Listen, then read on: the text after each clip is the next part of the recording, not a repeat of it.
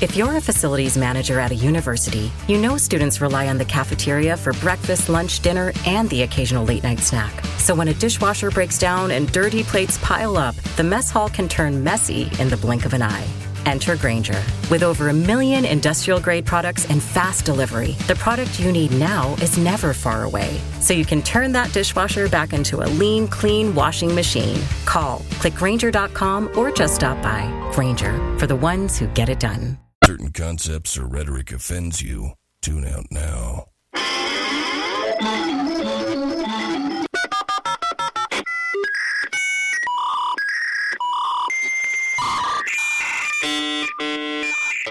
Uh-oh, guess what day it is? Guess what day it is? Huh? Anybody? Julie, hey, guess what day it is? Oh, come on, I know you can hear me. Mike. What day is it, Mike? You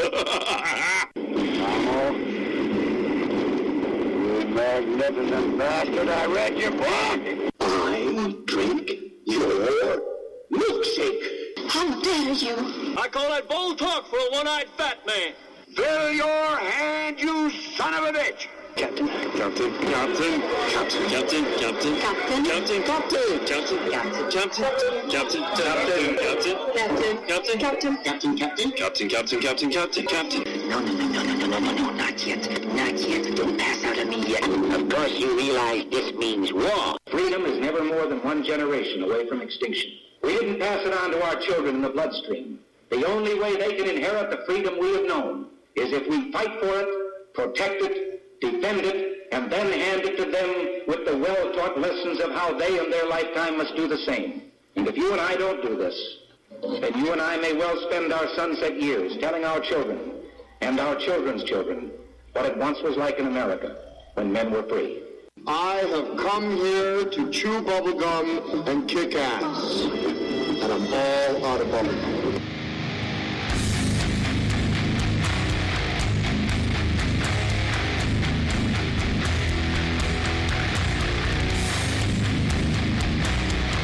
Ladies and gentlemen, this might be a little bit of a different show tonight.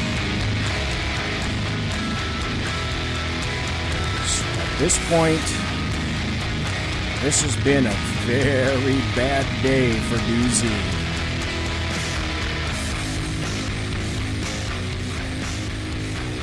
Let me tell you a story about a man named Jed. Poor mountaineer barely kept his family fed. They said one day he was shooting at some food, and up from the ground come a bubbling crude. Oil, that is. Black gold. Texas tea. Well, it happens to be 3 minutes after 8 p.m. on the left coast. That means it's 11:03 on the East Coast.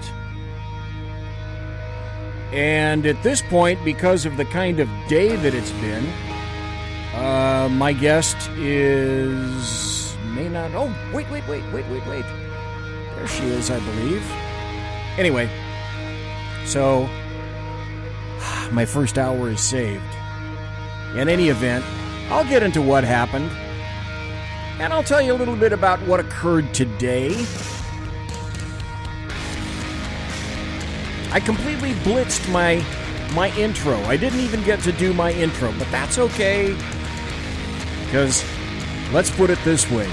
The air conditioning in the studio works. That should tell you a little something about what doesn't work. In any event, we've got a great show.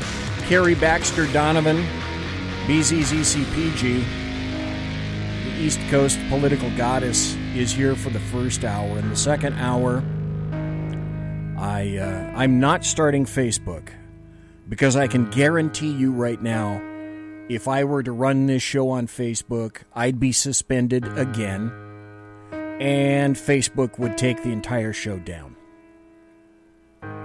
So well, first, because we haven't spoken to her in quite some time, first, everyone say hello to KARI Baxter Donovan. Kari. Hello.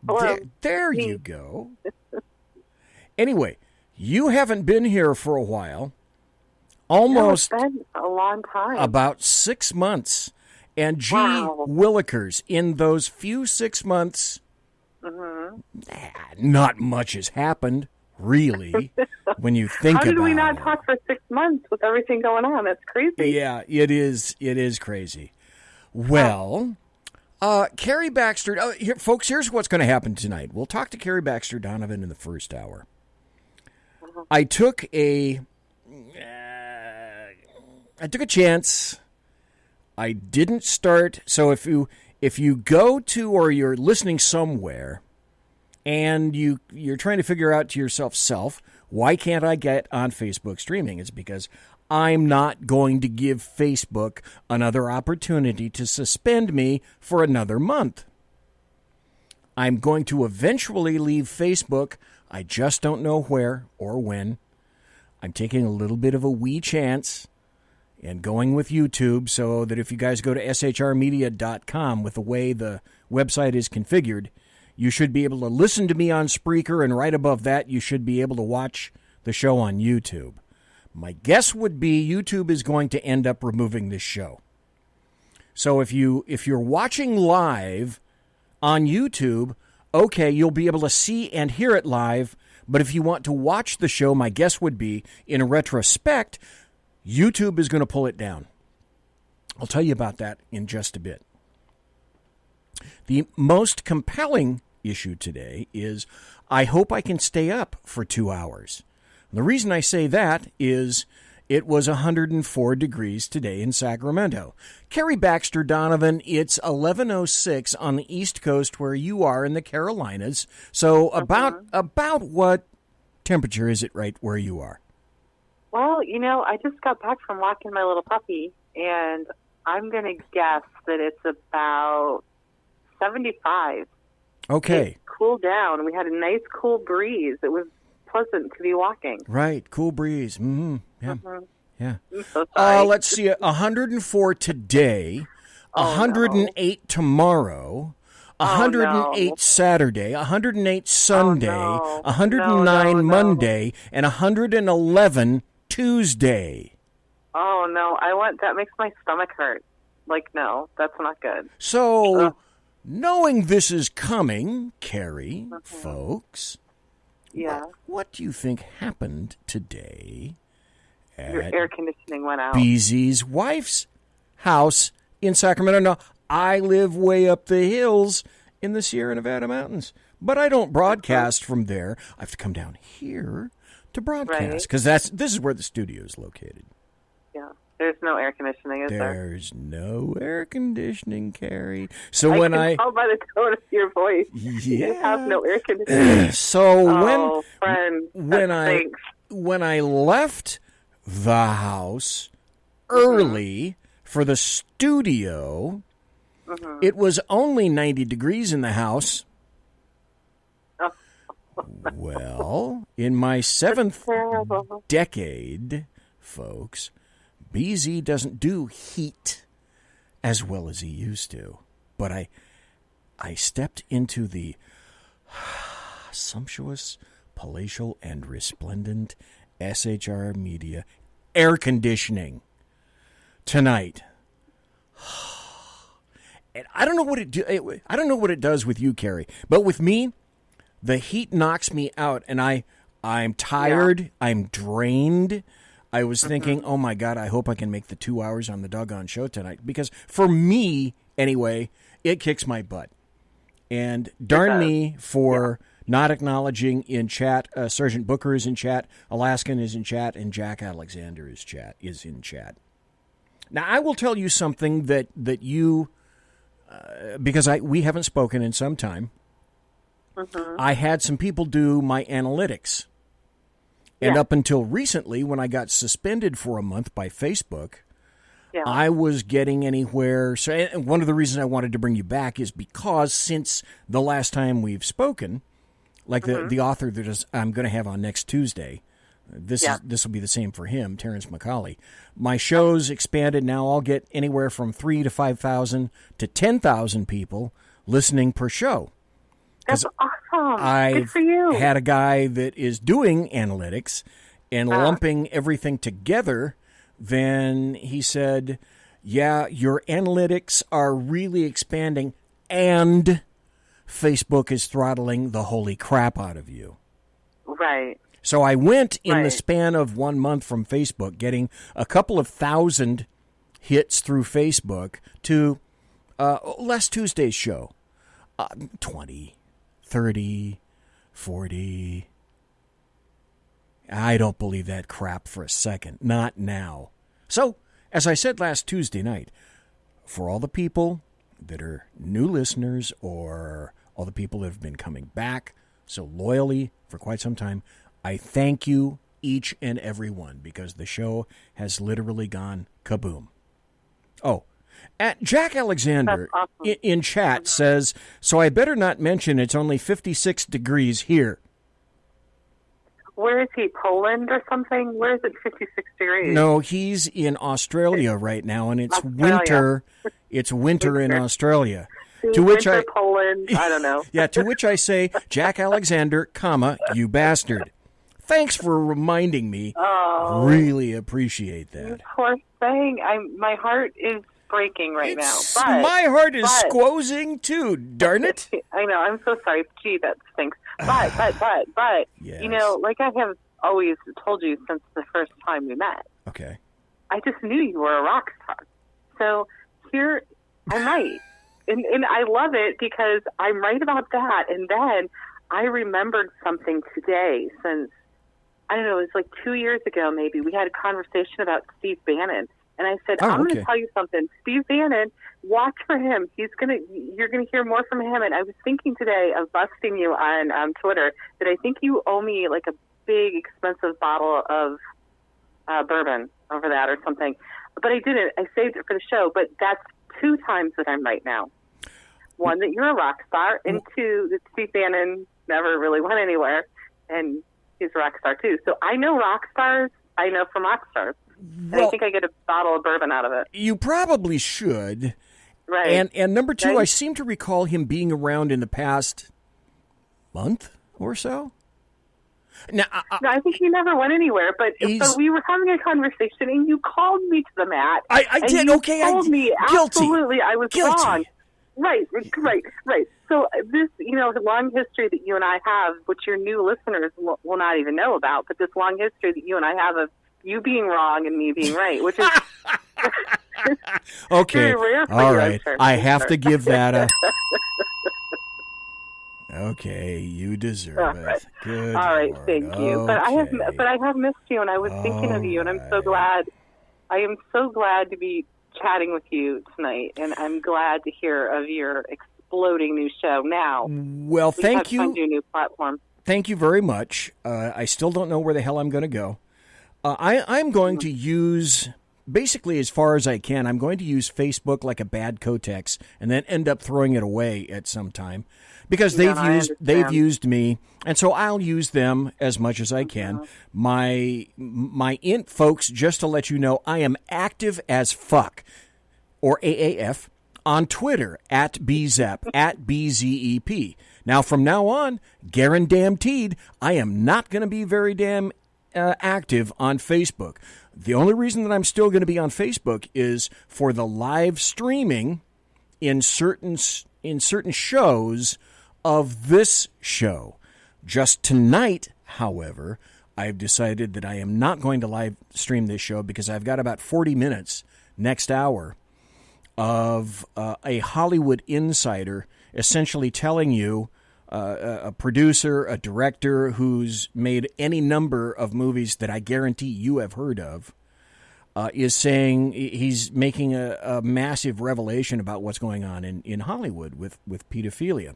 There's so many things to talk about, KARI Baxter Donovan, but one of the things that I've done since maybe about a month ago, maybe about three weeks now, is I have a new department. A new, like I you know me, I've had always this This is an SHR Media Network special report. Okay, and I use that. That's awesome. I love it. I have special reports from time to time, and then I always have my happy story section. Yeah. It's time for happy stories and good times. And then I'll tell a happy story. I've got some tonight, if I have time for them tonight. But I also have this new section, which I'm going to do, because it won't take me more than about 30 seconds, Kari Baxter Donovan. So this is new for you. This is the first time you will have ever heard this, but I've done it for about 4 times now, and it's... The Bloviating Zeppelins HeyJackass.com Chicago Death Toll Update. Courtesy of Chicago Mayor Lori Lightfoot. Hey, kids, let's go to HeyJackass.com, illustrating Chicago values. August to date, people shot and killed, 20. Shot and wounded, 126. Total shot, 146. Total homicides, August to date, 21. Come on, Chicago, you're letting me down.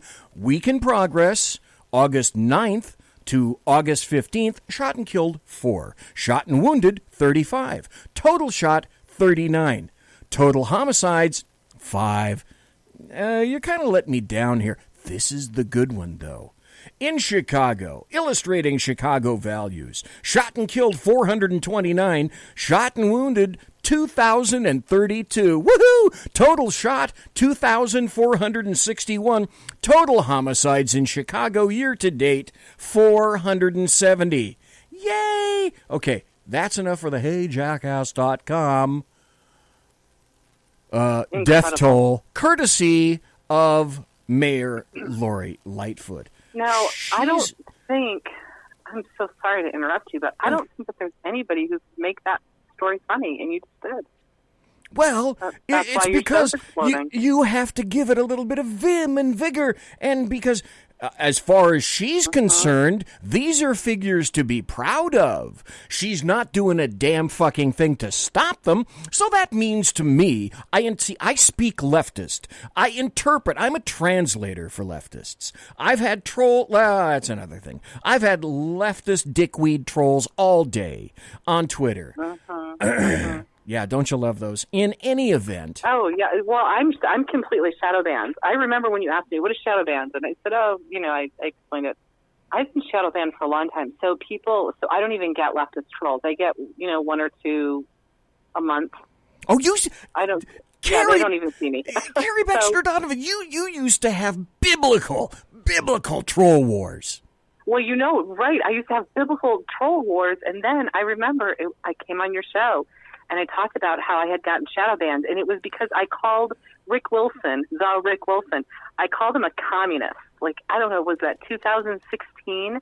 And he started stalking me from 100 different accounts, and so, I don't know, I'm so bad. I egged him on. I made him cry. I made him admit that I just was pissing him off because I knew it was him, and I was doing all the things that he didn't anticipate, which threw him off his game. He got pissed off, and the next thing I know, I was shadow banned, and I'm like, I know it was Rick Wilson who did it, and I said it to him numbers of times.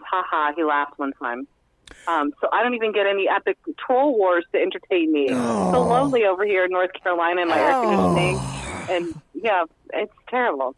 I don't even know. That's okay. I'm going to have to reveal my ignorance right now, Kari Baxter Donovan. By the way, okay, that's all right. Folks, you were fun. You can do it. If you didn't know, I have called Kari Baxter Donovan my ECPG since carry the 2, divide by 3, 2017. Yep.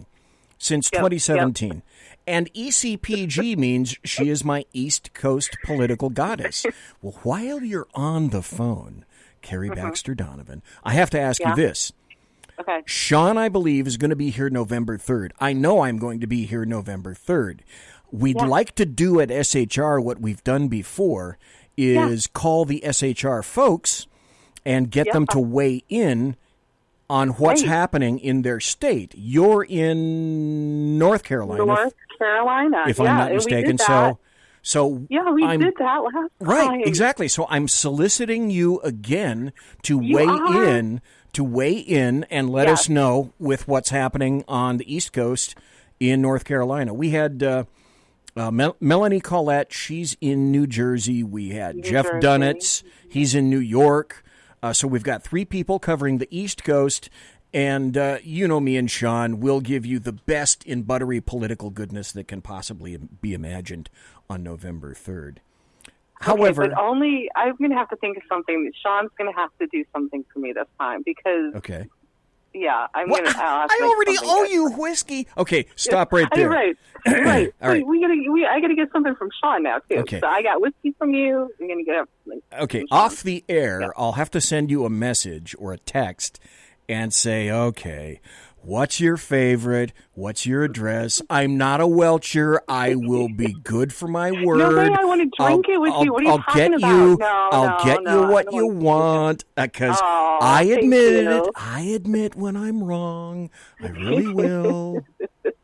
Jack Alexander. We don't have to revisit the whole conversation. We just can say that I was absolutely right. Okay. All right. That was good. That's good. I admit it.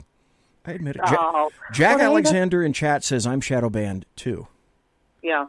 Okay, now it's kind of a badge of honor. You are still on Twitter because you have a pinned tweet. Okay, that's why it's July 2nd. But you still, I'm looking at. No, I'm still Twitter there. page. I'm still on Twitter. Yeah, I'm still active. Your last post was 5 hours, so you're still active on Twitter. If people want to find out where you are or watch and see what you're writing about on Twitter, give folks your Twitter handle, if you would, please. So my Twitter handle is at Saorsa, SAORSA 1776. Okay. And I'm writing at a number of different sites now. So I put some of my articles up on my Twitter when I think of it, and I'm also deconstructing leftist manuals. I've thought of you so many times. I saw that. That's the new thing I'm doing. Yeah, it's actually gotten picked up. I'm kind of excited about this because it's actually getting picked up by some mainstream media types who are like, what are you talking about? We can talk about that if you want to. But that, and I'm on Facebook at KARI BAXTER DONOVAN.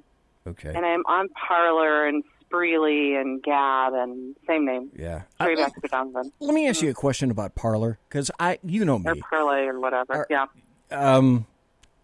I make no bones about the fact that I am a techno-Luddite. The only person that's stupider in terms of technology is Sackheads Clint, and I can say it because he's not in here. So I can say it behind. He's half my damn age. He's half my age, and he's a moron when it comes to watch. Well, he's listening to the show right now. Yeah, he's just busy. He's just busy. He shouldn't be a moron, but he really is. In any event, do you find Parler is kind of it's not intuitive to me. I don't think I have this thing. No, I can't really. I'll tell you, I'm set up there, but I don't go there, and I don't really know how to do it. I know. It's not nearly as like Gab. Boom! I instantly knew how to make Gab go. I went to MeWe.com. You're better than me. Which I'm at MeWe. Sounds like a urinal, and I can figure out how to make that go. And then there was Megabook. No. And I figured out how to do that. But Parlay or Parler or whatever it is, dude, you are confusing the hell out of me. So that's why and I went and got their app. So I thought, okay, well, I can start being a posting mother on Parler until I realize that I can't figure that crap out either. No, they're all a little bit confusing. That's the problem. That's the problem with Facebook and Twitter is they're so easy. But man, are they really hammering down on content? God. And yes. The thing is, if you can figure out how to get around it, it's so sweet. You can just get in the public stream and you can just surf it and you just get your data out there and you can just be like, the king of content on Twitter and Facebook, but you are going to have to figure out how to get around them. All the other sites seem to have some sort of, I don't know, glitch. They're bad. I don't enjoy any of them. So, I kind of sort of used to, but the funny thing is that, and I'm still looking for you had a post. that I'm not finding right now, where it illustrated. Was I talking about Kamala's boobs? No, I've been doing that lately. No, you were talking about. That needs a bigger platform, by the way. She's got grainy boobs, and I'm not feeling, No. I Here need it to is. talk about that a little Here bit. it is. Yeah, It's the one that you were just talking about. Okay. There's on Twitter, and you're going to have to pronounce this. It's at SAORSA. Sayrosa. 1776. So Kari Baxter Donovan is at SAORSA 1776. And I looked at this today before I wanted to make sure I knew what you were doing on Twitter. And you wrote, I collect leftist manuals. This one is massive. Organized for Change, Activists' Guide to Police Reform from Policy Link of 2004. You got a couple of photographs in here. The photograph on the left shows it looks like somebody photocopied this stuff. The photo on the right shows that this book or manual, this sucker looks like it's at least an inch thick. That's me. I took a picture of it on my phone. I'm looking at this thing right now. This is probably the biggest manual that I have. It's huge. It's huge, and it took me a long time. It's funny because it took me a long time to get the courage, because it's so big, to start to deconstruct it. And now well, that's kind of a long story, but it took me. It was an obstacle, right? Because the size is so big.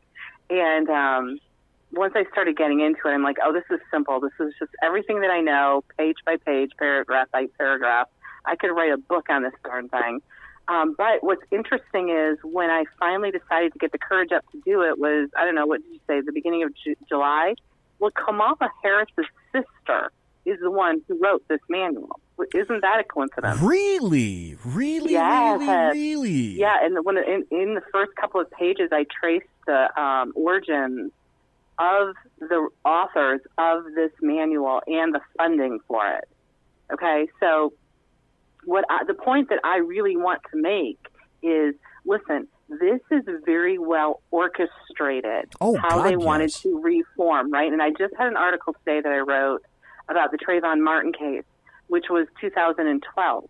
That was after this manual was written. This manual is basically how to turn Trayvon Martin case into the Black Lives Matter, into the socialist utopia. You and I could go off down a rabbit hole on that stuff, I know. But this manual happens to be a honeypot of how the Marxist left, Democrats, first of all, their crony capitalism, their all of their relationships with each other, family and their nepotism and all that crap. You'll see it come out in this manual.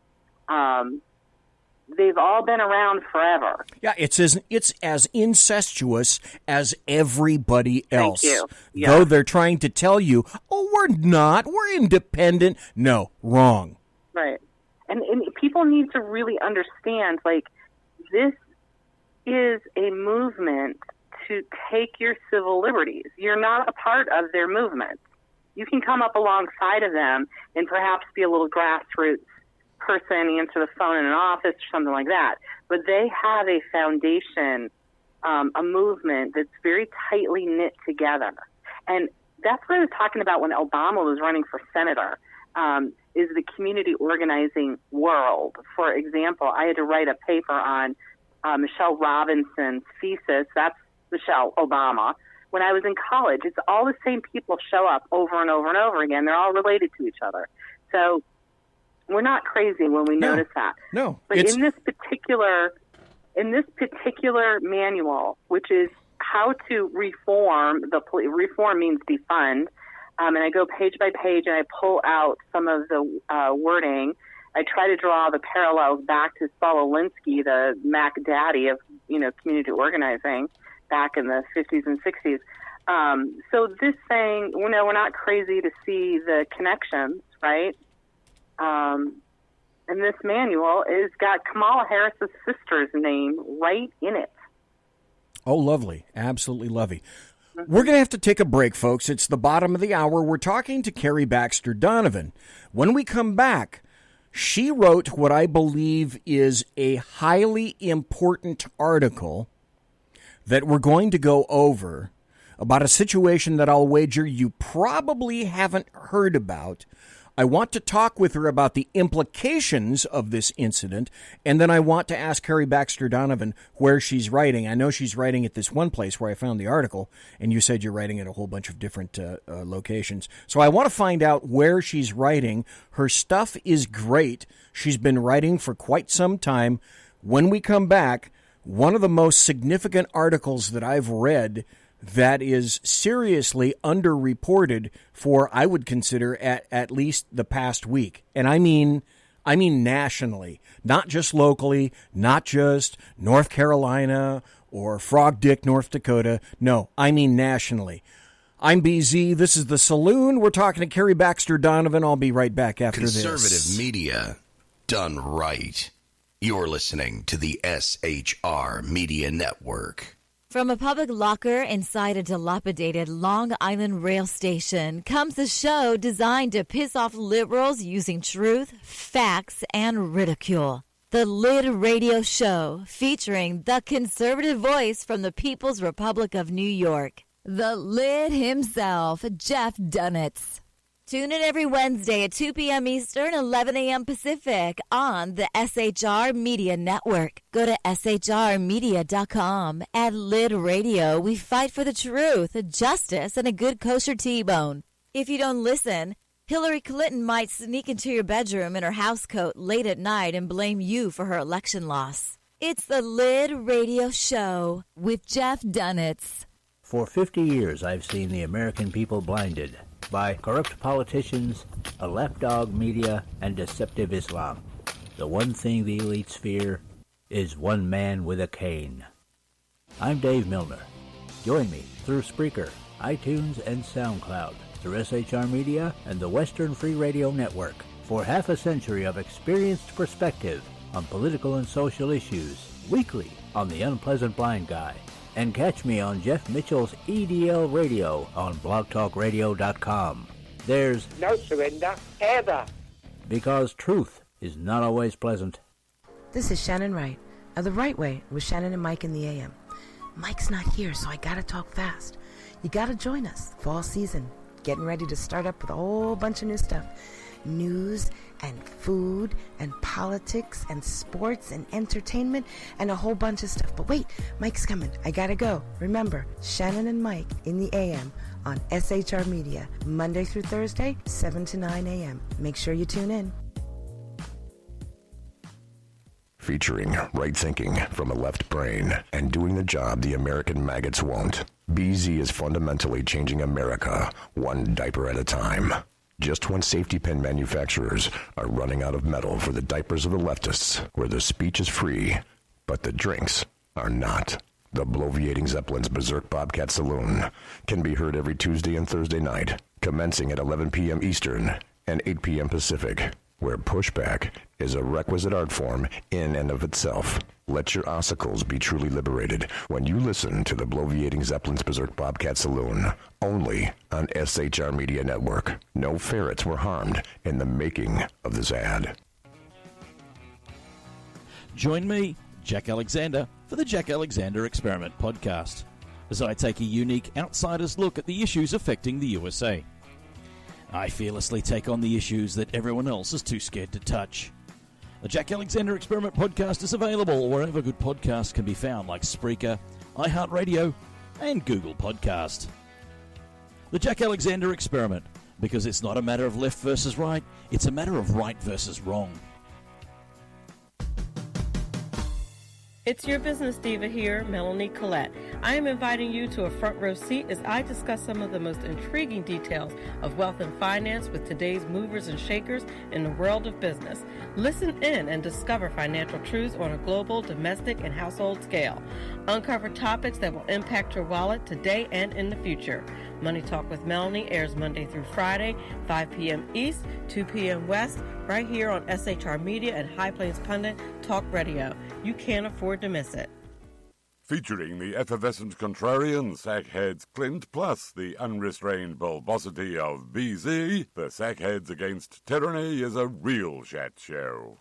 Doubling your late-night conservative talk show pleasure with double the hosts, you can listen every Wednesday night at 8 p.m. Pacific, 11 p.m. Eastern.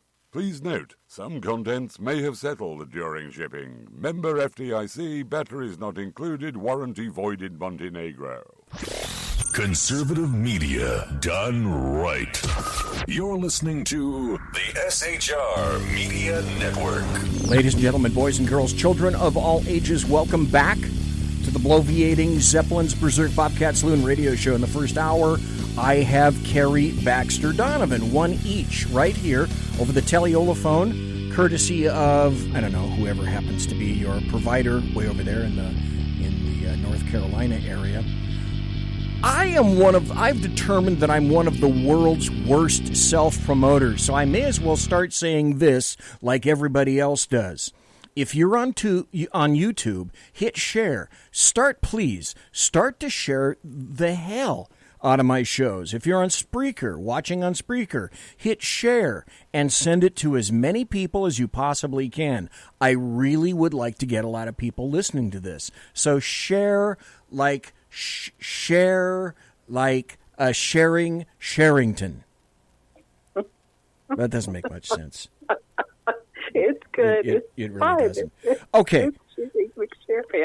You wrote, folks, we're talking to KARI Baxter Donovan. You wrote to me an extremely serious and very important article today. Well, no, it wasn't today. I'm looking to see the date, and I don't see the day on this. It was probably 2 or 3 days ago. Might have even been over the weekend. You'll have to tell me in a moment. But it's at DJHJ Media. And this is the first time I've seen you there. So DJHJmedia.com. So KARI Baxter Donovan, what does DJHJ Media stand for? What is that? So what we're doing now is we got some great social media influencers who have decided that they want some media, some writers. So there's 3 different social media influencers who I'm writing for right now. DJHJ Media is David Harris Jr. Oh, okay, the guy that got famous doing he was weighing in on all sorts of topics and whatnot. Yeah. Okay. Yeah. So he's a big social media influencer, and he's written a book, and he has some podcasts, and he does some streaming things and whatever, and then he's got a group of kind of his own pool of writers. Okay, cool. And so very nice. And then, that's DJHJ Media. So if you found something there. Yes, and that's the article I want to go over. Folks, did you hear of this? I think there are some major implications. And maybe when I get through reading the headline here and going into it a bit, you can tell me when this was written. I would suspect over the weekend sometime, but I'm going to poke around in your brain for a little bit after I read the headline. And again, this is from DJHJmedia.com. Helicopter in Trump's detail hit with gunfire over Virginia.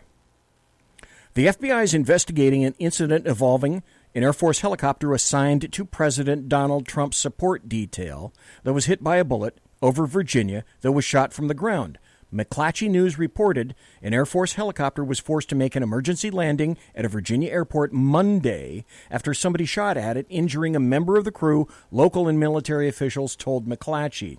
The UH-1N Huey helicopter, everybody knows what a Huey looks like, folks, is assigned to the 1st Helicopter Squadron at Joint Base Andrews and had been on a routine training flight, the base said in a statement.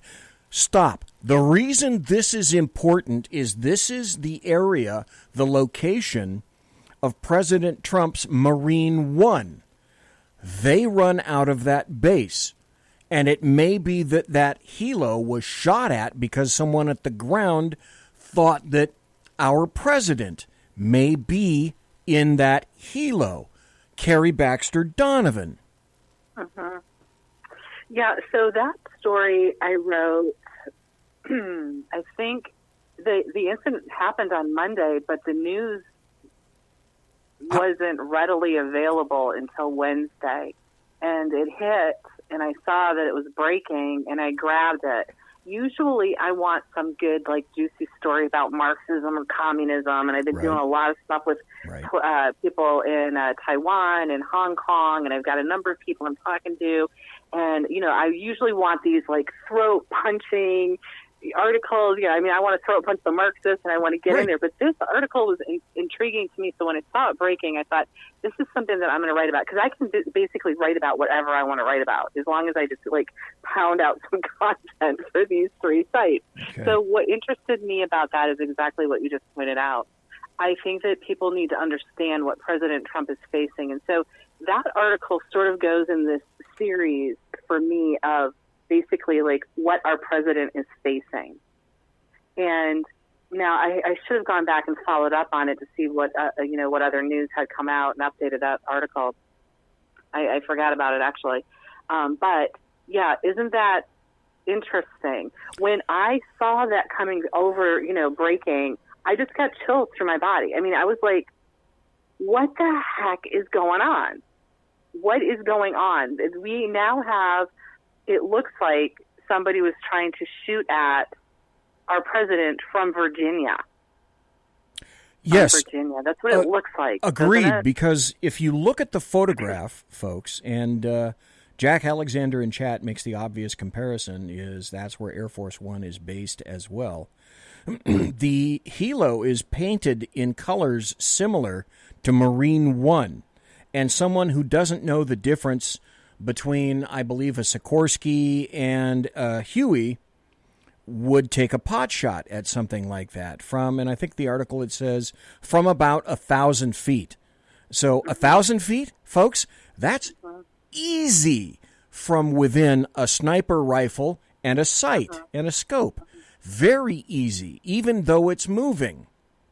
So and there was just not a lot. I was searching for more and more and more. It got buried. It got buried. It got buried. Mm-hmm.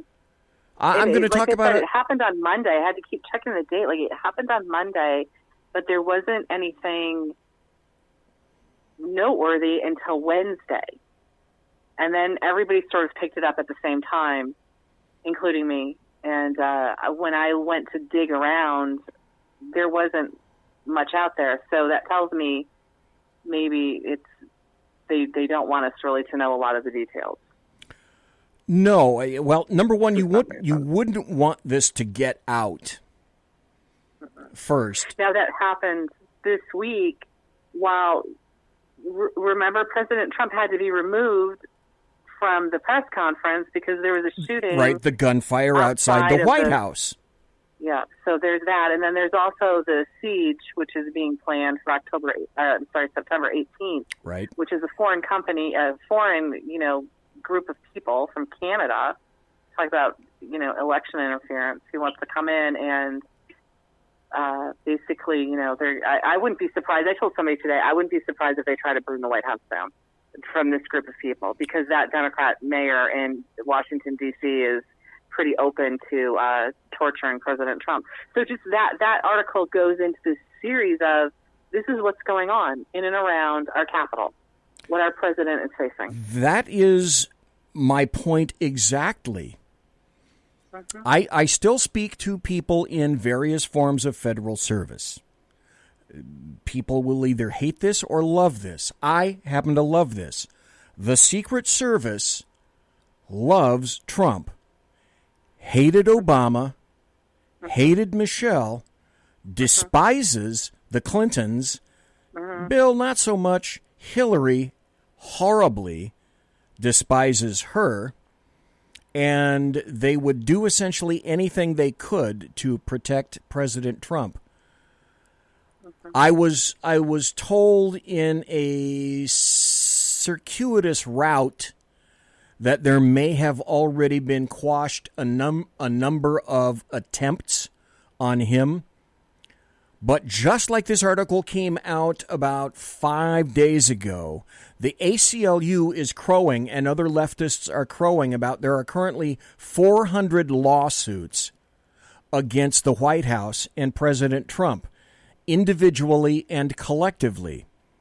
In the history of the United States, I have never known or heard about an individual who was the focus of such hatred and contempts ever as President Trump.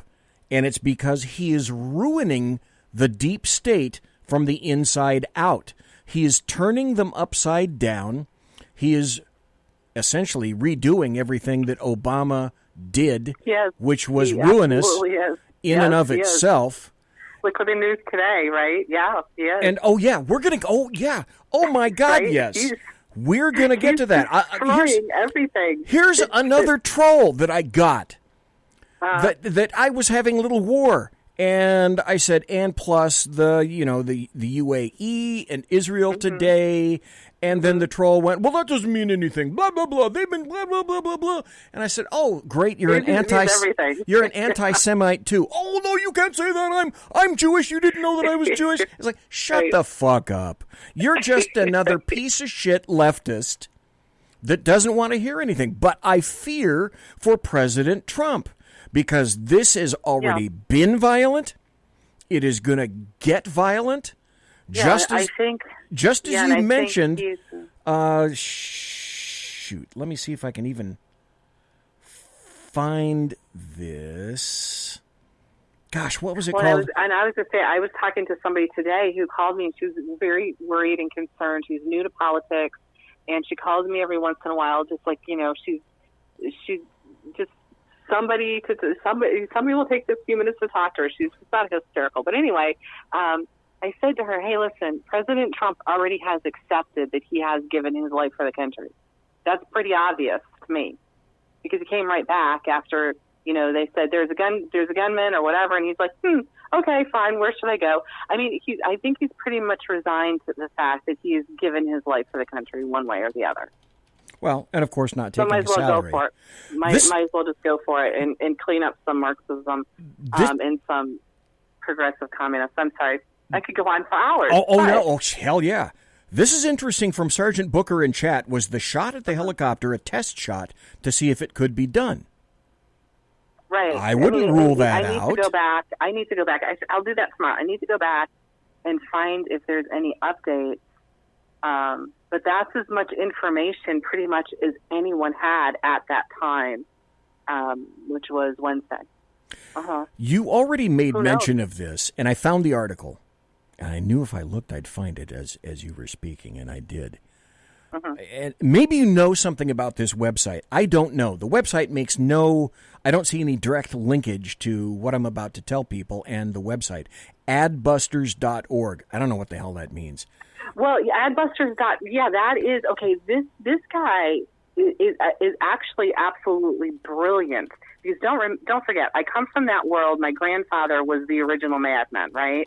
And taught me about messaging, branding, and PR, the use of advertising and politics, right? So for your new listeners, this has been my world. This is what set me on this path of politics when I was a little girl, was my grandfather telling me these things. So the guy behind Adbusters is one of these brilliant graphic artists. He's into advertising. Okay.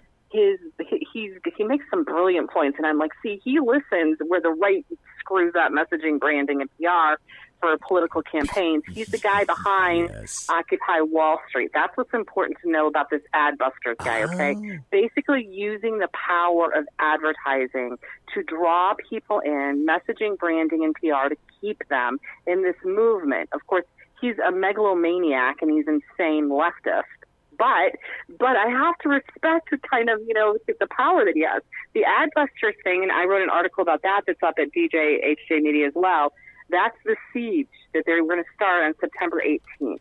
And so he is brilliantly using advertising techniques to draw in all of these people from these BLM, all these socialists, all these Marxists, all of these, everybody leftists movements to get to the White House, and they're going to, and this Democrat mayor is going to allow them to do this. Oh, yeah. He is going to, in siege, that's war, he's going to take over the streets around the White House with these groups, and that's the plan. Now, the thing is, he hasn't gotten much traffic, and the Adbusters site doesn't get much traffic, but Oh, he's got a hashtag now. You got a hashtag now. You got anything you want. His imagery is brilliant. He's a brilliant graphic designer. Oh, yeah. And I'm looking at this one right here on Adbusters. It's called hashtag White House Siege Tactical Briefing #2, and it's got a red graphic up there, just like you said. Starting September 17th, we lay siege to the White House. So, folks, I believe this is going to be physical. No, it's going to be physical. Now, listen, this is the point that I'm trying to make to people, because all of a sudden a bunch of people have caught on to this, and I've been sending my article around. This guy's from he's from British Vancouver. He's from British Columbia. He is a foreign agent. His purpose, because I deconstructed his his day of tactic training or whatever, I deconstructed it. He is there purposefully to upset the election. This is a foreign agent who is interfering with our election. Why isn't that what the left is so worried about? Yeah, well, why exactly. are they supporting him then? Then why are they supporting this guy? Because he's doing exactly what they accuse Trump of doing. That's an article that I wrote. That's the Siege article. And a number of people have started to pick up on the fact their concern is, funded by Soros. I'm like, oh, screw that. Don't even pay attention to that. That's just like a bunch of noise. Who cares if he's funded by? You got to understand, it's a foreign agent. He's from Canada. The guy is from Canada. The Adbusters guy is in there. Go look on the site. What you said. Wait a minute. Oh, all right. Okay, that didn't happen. God, this bell is messing up. Okay, let me see if I can do this right. What you just said before. There we go. I think I need a new bell. In any event, is actually true. What the left and the Democrats accuse you of, you being conservatives, it is what they are doing themselves at that exact precise same moment, which is exactly what you said. Yes. As soon as they accuse you of something, just go like, noteworthy. Get a notebook. That's noteworthy. Write it down and then investigate. That's what they're doing. Guarantee you. That's the mental illness. And that's how, if you know your enemy, you will be able to figure it out. Bing. That's what they're doing right there. So, foreign agent interfering with an election. Yeah, but of course it's all about Russia. I wanted to have Jeff Dunetz on today, and Jeff Dunetz couldn't make it on tonight because right now, just like with you, it's 11:52 p.m. in North Carolina, and consequently, it's 11:52. But I could stay up all night talking to you. It's 11:52 p.m. in Jeff Dunett's time, but this is an amazing story that just came out today. The one that my troll said, "Oh, this doesn't make any difference." Right? Really? Palestinians getting crammed, throat punch. No, that doesn't make any difference. Whiskey Dale in chat says liberalism is a mental disorder. Oh, hell yeah! It is. And hell yeah! Palestinians getting watch them freak out once they really start to realize, oh, wait a minute, the Palestinians are the ultimate leftist, liberal, progressive. Well, this is a great story. I mean, I've heard things from this is an history-making event to this is the precursor of the end times and all points in between. It is, for people that are really of the biblical bent.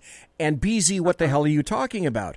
Well, I pulled this up from ABC News, so it's not like it came from Fox News or Breitbart. No, this came from ABC News, what leftists would believe is verifiable news. Headline says, Israel, UAE, that's the United Arab Emirates, agree to normalize ties in what Trump calls an historic agreement. Well, okay, examine that headline, in what Trump calls an historic agreement. No, dipshit, that is an historic agreement. It's not about what Trump calls it. No one else has ever pulled that off. Not Obama, not Bush, none of the Clintons, not Carter. No one has pulled this off. Right. And the way he did it, I went and I wrote about it. I put it up at a different site, but I went and I read his statement, and I'm like, see, right in there is the promise of what? The promise of what got these two people unified, these two leaders, these two groups, countries unified on the same page, which was technology, jobs, prosperity. Gee, the same thing that all humanity wants, and that's the foundation of the populist movement that got Trump elected. That's why I'm perfectly confident he's going to win re-election, by the way. Well, and that's also the anti-communism role. Communism hates capitalism. They don't believe they do believe, I should say, the state runs everything. And in communism, as opposed to socialism, the state owns property and it owns you. In communism, there is no such concept as private property. Well, let's go into the story. And everyone's miserable. So nobody loves socialism and communism. Well, all these assholes, people at the very including top, leftists, think that they're the ones that can magically do socialism better than anybody else. Though it's only responsible in the past 100 years for 120 million deaths. KARI Baxter Donovan, we only got 5 minutes left. Well, that's okay. I can rush through this real quick. Okay. 3 weeks ago, I had on Lily Tang Williams. She provided a statistic to me from China because she lived during the time of Mao Zedong and actual embraced communism in China. She said between 1959 and 1961, due to starvation, and people do not recount this statistic, 20 million Chinese were starved to death in China. So the true number should be 100 million people killed due to communism, plus the stat that China doesn't want anyone to know, plus the inconvenient little 20 million people that in the course of 2.5 years, China managed to kill in the late 50s and early 60s. No problem. Here's the article.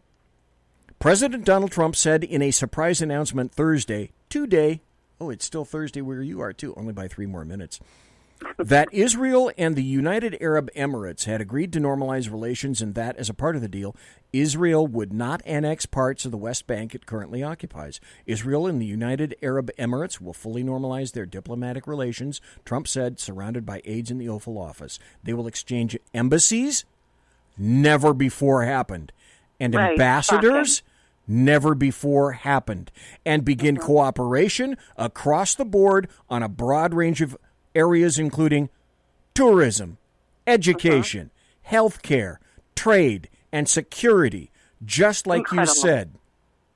No other president has been able to pull this off. You know what else I love? And you know what else I love is it highlights the Palestinians. That was the angle of my article. The Palestinians are bitching about it, including Talibi, whatever her name is, over there in Michigan, who is a radical from Western Michigan University, where I came from. Yeah. So I've always got my eye on her. I'm always like, I got your number. I know exactly where you came from, and it's crap, okay? But what I like is this highlights who the heck is the problem over there. It's the Palestinians. And so we don't have to take any more of this, like, you just don't understand the plight of the poor Palestinians. No, F off. Who's still having problems?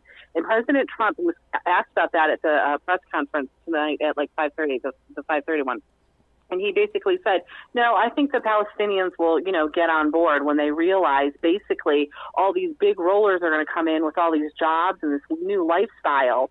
The Palestinians are going to get on board. But if they don't, then we're going to be able to say with full confidence, I don't have to listen to you anymore about your stupid Palestinians, okay? They're the problem.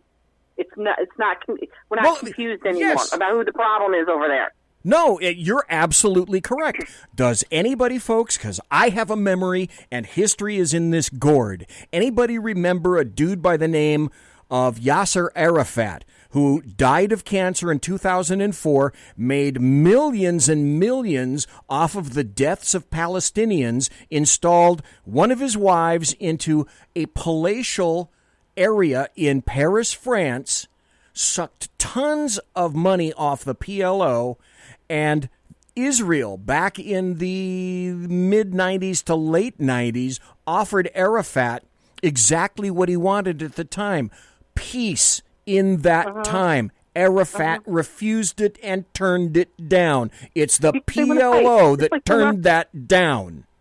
And just like the leftists, and I think I wrote another article where I basically was, I had to pull that back up. I think I wrote that one so fast I don't even remember it. But I was drawing the conclusion to the leftist movements here in the United States.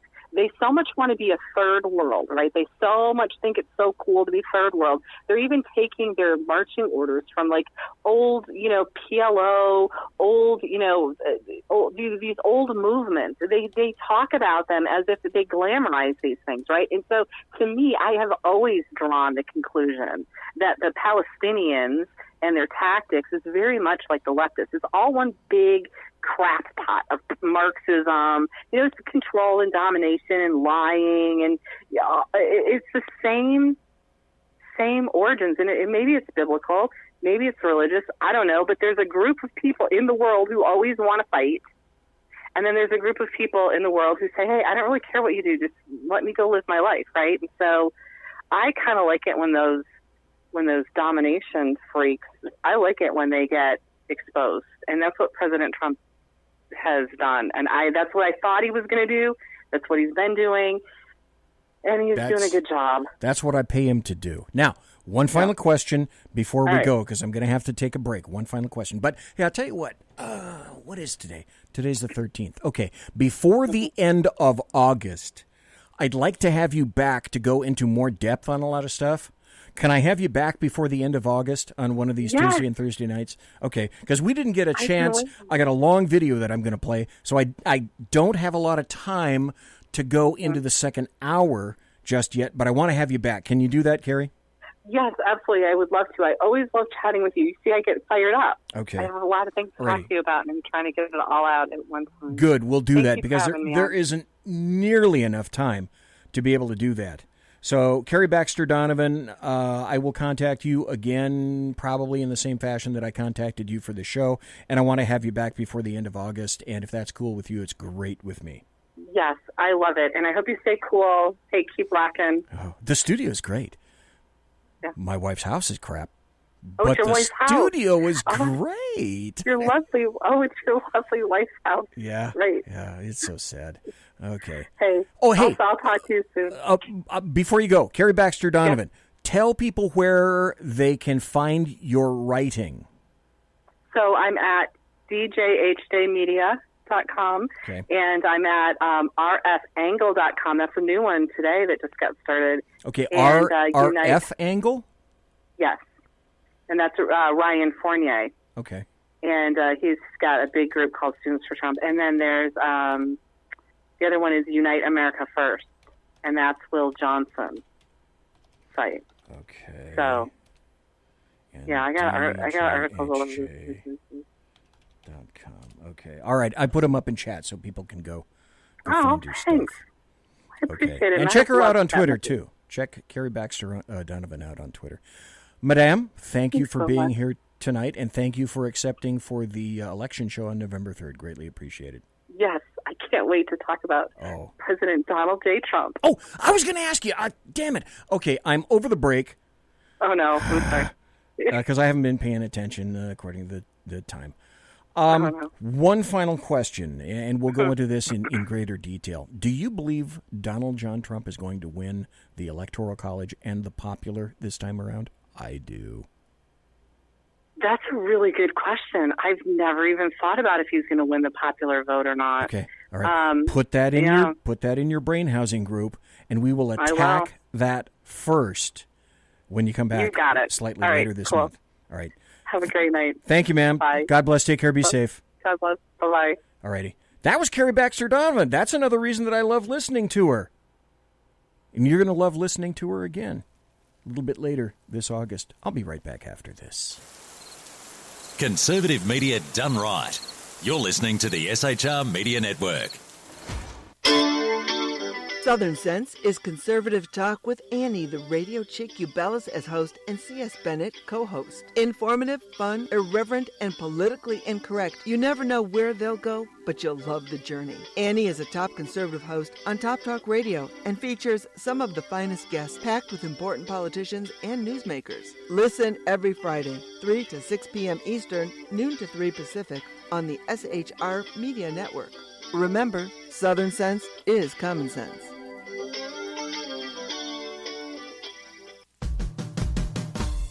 It's your business diva here, Melanie Collette. I am inviting you to a front row seat as I discuss some of the most intriguing details of wealth and finance with today's movers and shakers in the world of business. Listen in and discover financial truths on a global, domestic, and household scale. Uncover topics that will impact your wallet today and in the future. Money Talk with Melanie airs Monday through Friday, 5 p.m. East, 2 p.m. West, right here on SHR Media and High Plains Pundit Talk Radio. You can't afford to miss it. From a public locker inside a dilapidated Long Island rail station comes a show designed to piss off liberals using truth, facts, and ridicule. The Lid Radio Show, featuring the conservative voice from the People's Republic of New York, the Lid himself, Jeff Dunnett. Tune in every Wednesday at 2 p.m. Eastern, 11 a.m. Pacific on the SHR Media Network. Go to shrmedia.com. At Lid Radio, we fight for the truth, justice, and a good kosher T-bone. If you don't listen, Hillary Clinton might sneak into your bedroom in her housecoat late at night and blame you for her election loss. It's the Lid Radio Show with Jeff Dunnett. Conservative media done right. You're listening to the SHR Media Network. Good evening. Broadcasting behind enemy lines in occupied California, the bloviating Zeppelin's Berserk Bobcat Saloon radio show is featured on the SHR Media Network every Tuesday and Thursday night for 2 hours at 11 p.m. Eastern and 8 p.m. Pacific. Whilst manufacturers are running out of metal for the diapers of the leftists, BZ continues to radically change the world of leftists, one diaper at a time. Stop balancing your checkbooks. Stop cleaning your fish tanks. The bloviating Zeppelin's Berserk Bobcat Saloon radio show is your magnet for truth, justice, obesity, a darkened studio, and late-night freedom. No United States of America freedoms were abridged in the making of this ad. This is Shannon Wright. And this is Michael Wright. Reminding you to listen to The Right Way with Shannon and Mike. Every Monday through Thursday. 7 to 9 a.m. Right here on shrmedia.com. Join me, Jack Alexander, for the Jack Alexander Experiment podcast, as I take a unique outsider's look at the issues affecting the USA. I fearlessly take on the issues that everyone else is too scared to touch. The Jack Alexander Experiment podcast is available wherever good podcasts can be found, like Spreaker, iHeartRadio, and Google Podcast. The Jack Alexander Experiment, because it's not a matter of left versus right, it's a matter of right versus wrong. After 6 years covering terror and corruption, the Unpleasant Blind Guy is making a change. I'm Dave Milner. Join me on Spreaker and YouTube through SHR Media and on the Western Free Radio Network as I team up with Jeff Mitchell, host of the English Defense Elite radio show on blogtalkradio.com. Check show pages for airtimes. It's the Unpleasant Blind Guy. On ADL Radio. There's no surrender, ever. Because truth is not always pleasant. Featuring the effervescent contrarian, Sackheads Clint, plus the unrestrained bulbosity of BZ, the Sackheads Against Tyranny is a real chat show.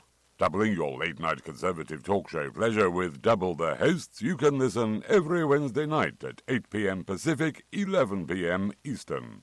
Please note, some contents may have settled during shipping. Member FDIC, batteries not included, warranty voided Montenegro. Conservative media done right. You're listening to the SHR Media Network. And I'm back. This is the second hour. I'm a little late. I was speaking to KARI Baxter Donovan, and I promise we will have her back. The reason that unfortunately I customarily would have carried KARI Baxter Donovan over into the second hour and have done so a number of times in the past. But because I am not streaming on Facebook right now, once you hear this video, you know that it will get me removed from Facebook once again. And I'm taking a chance on YouTube. It's if you're watching YouTube right now, well, as it's being broadcast live, there really isn't a whole hell of a lot that YouTube can do about it, since they don't know what's being broadcast until after it's over, so to speak. Spreaker, I don't believe, will do... They interfere a little less than some of the other people. The only introduction that I'm going to give to this is in the 90s, when I was working for a large, about 3,000 complement deputy department. I happened to be in detectives in a number of locations. One of them was in child abuse. While I was in child abuse, I had occasion to fight those who I called child mind fuckers. They would literally screw children. They are very age rangist, and part of their goal is to screw with the minds of children. Some night, I don't know when, I'm going to tell some of my stories about having worked in child abuse. I would expect that when I do that particular show, don't know when, that you don't have anything to eat or drink because you'll throw up. I'm also going to make reference to a blog that I used to write for, absolutezerounited.blogspot.com. It's still up. It still exists. People haven't been posting there for quite some time.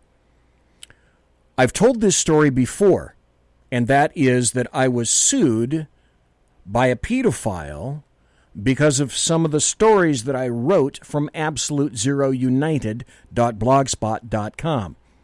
That is an anti-pedophile site. If you go there, before you begin reading, again, make sure the contents of your stomach are empty. There's nothing there.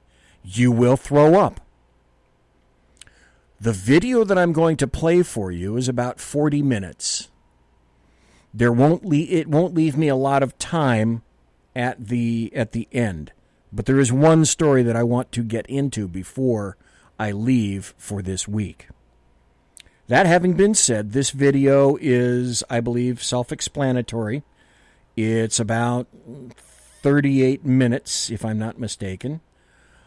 It would have gotten taken down on Facebook.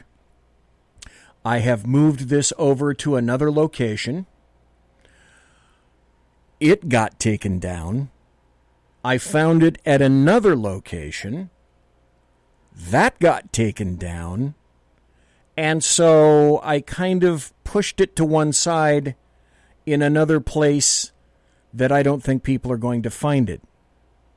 By the way, I don't know if you're aware of this. Let me give you something very strange to mull over. If you guys aren't aware, there's a site called Pornhub.com, massive pornography site. The reason I know of it is because, do you know what's happening on Pornhub now?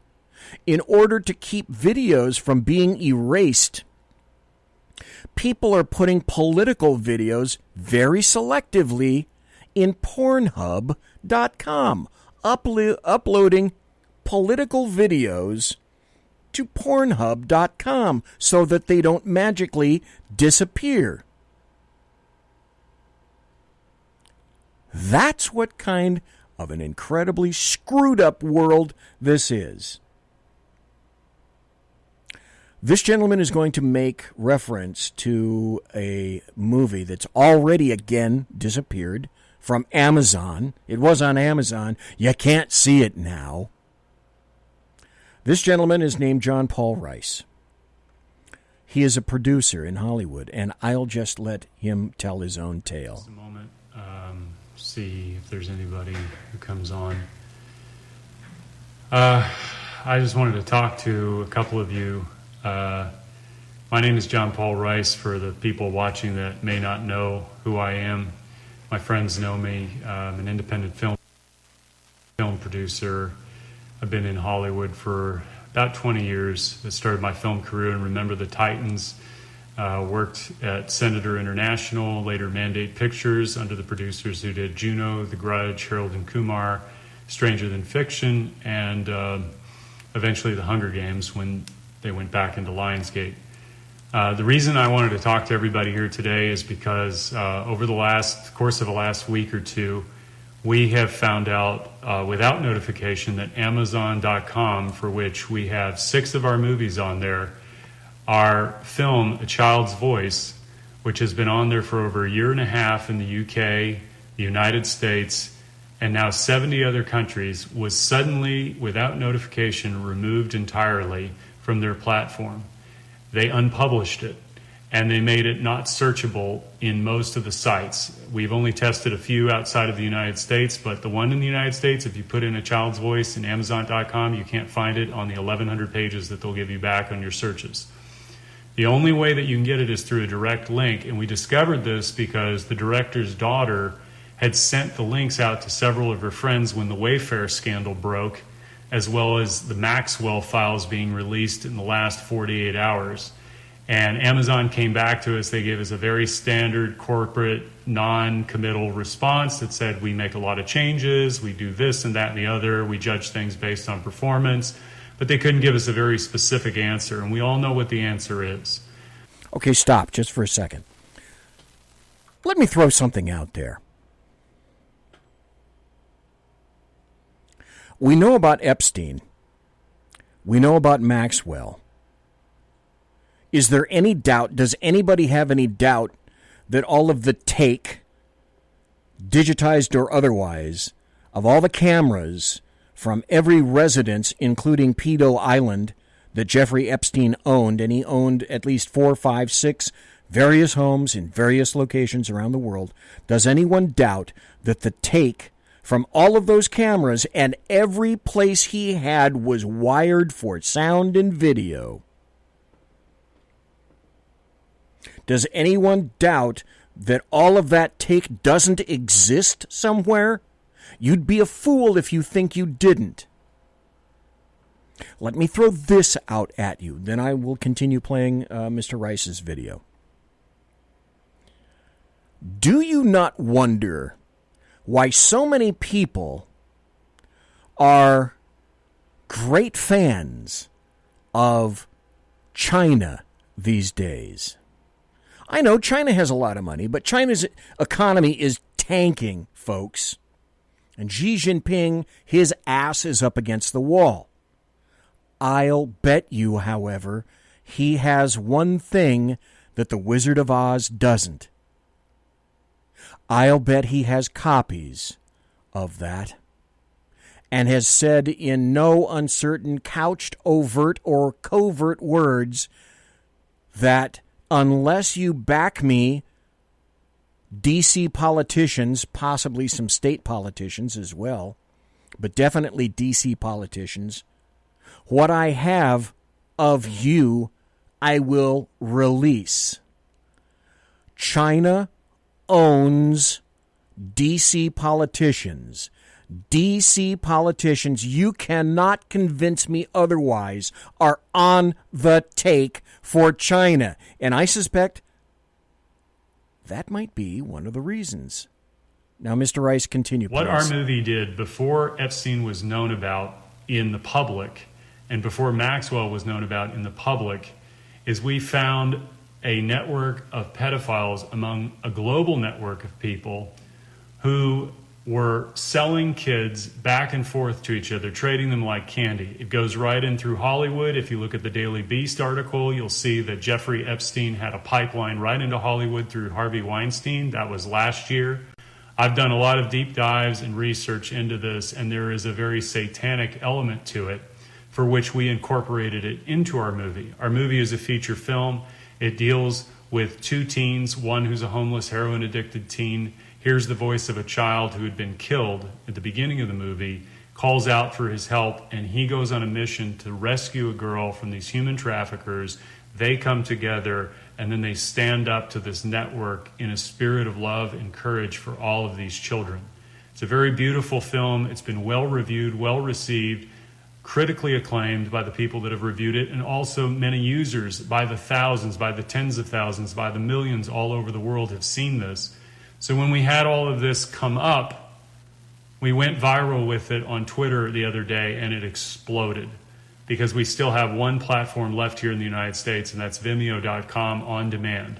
What I would like everybody to do is, more importantly, I don't need to get back on Amazon. I already know what they're going to do, and they've got a stack of lawyers. But we're looking for alternative platforms where we can release this movie and get it out to as many people as possible.